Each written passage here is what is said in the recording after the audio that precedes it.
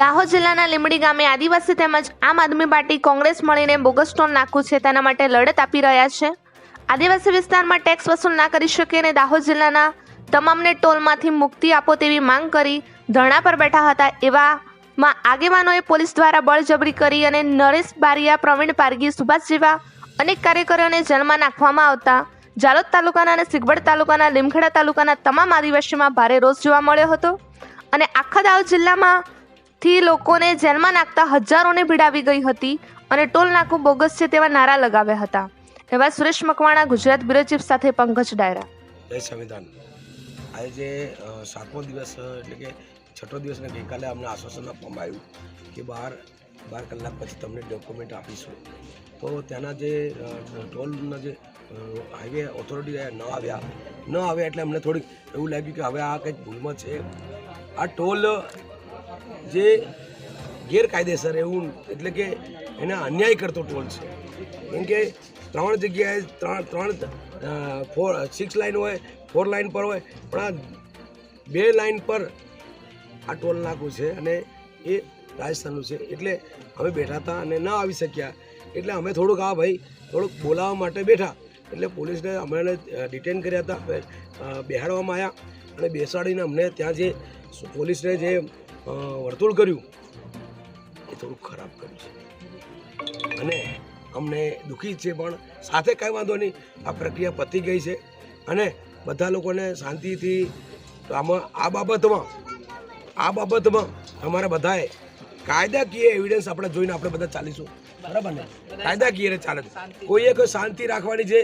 આ જો ખોટું હશે તો ત્યાં જતું રહેશે અને સાચું હોય તો કાગળે જઈશું અને આપણે કાયદાકીય રીતે ચાલીશું બધાએ, બરાબર? તો બધા કોઈ પ્રકારનું હવે અહીંયાથી પૂરું થઈ ગયું છે અને બીજું કંઈક હવે ચૂંટણી પર્વ ચાલે છે એટલે તમે આ બધું આપણે ડોક્યુમેન્ટ આવશે ત્યારની વાત ત્યારે અને માંગણી કરી છે એટલે બધાએ શાંતિ રાખવી।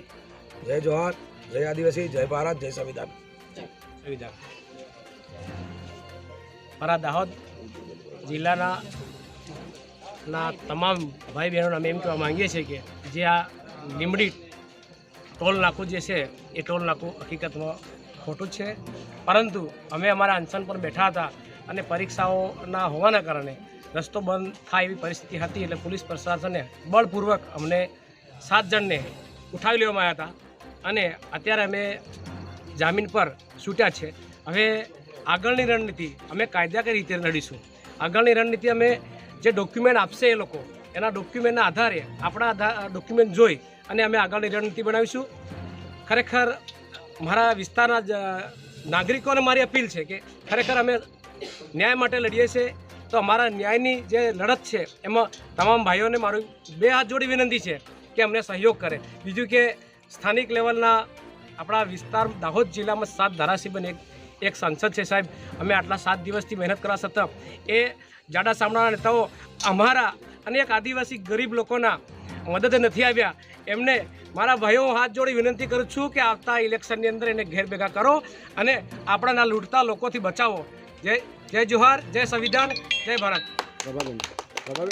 જે છે ટોલ નાકાનો છે, નકલી કચેરીઓનો છે, ઝાયડસ હોસ્પિટલનો છે, આવી અનેક બાબતો લઈને અમે ગામડે શેરીએ જવાના છે અને જાગૃત કરવાના છે અને લોકોને પણ હું અપીલ કરું છું કે આનો હિસાબ માંગો। આજે 2018થી અહીંયા આ ટોલ નાકું ચાલે છે, કેટલો રૂપિયો એમને ઉઘરાયો હશે ને કેટલા એમના સંસદે કે એમના ધારાસભ્યએ પૈસો લીધો હશે એની પણ આપ માંગ કરો એવી મારી પ્રજાને અપીલ છે। આગળની લડતની રણનીતિ કઈ રીતની છે? અમારી રણનીતિ હશે, આ ચૂંટણી આવી ગઈ છે એટલે અમે ભેગા થઈ શકીએ નહીં, પણ હવે પછી એવિડન્સ એમની પાસે પણ અમે માંગ્યા છે અને અમારા પણ એવિડન્સ તૈયાર છે, તો 1 મહિના પછી ચૂંટણી પ્રક્રિયા પૂરી થતાની સાથે અમે ફરી આ ન્યાયની લડત માટે અહીંયા નિમી વરોડ અથવા તો લીંબડીમાં ભેગા થવાના છે ને ફરી આ લડત ન્યાયથી લડવાના છે। ન્યાય માટે અમે પૂરેપૂરો સમય આપી દેવાના છે અને આ ટોલ નાકું અહીંથી હટાવીને રહેવાના છે।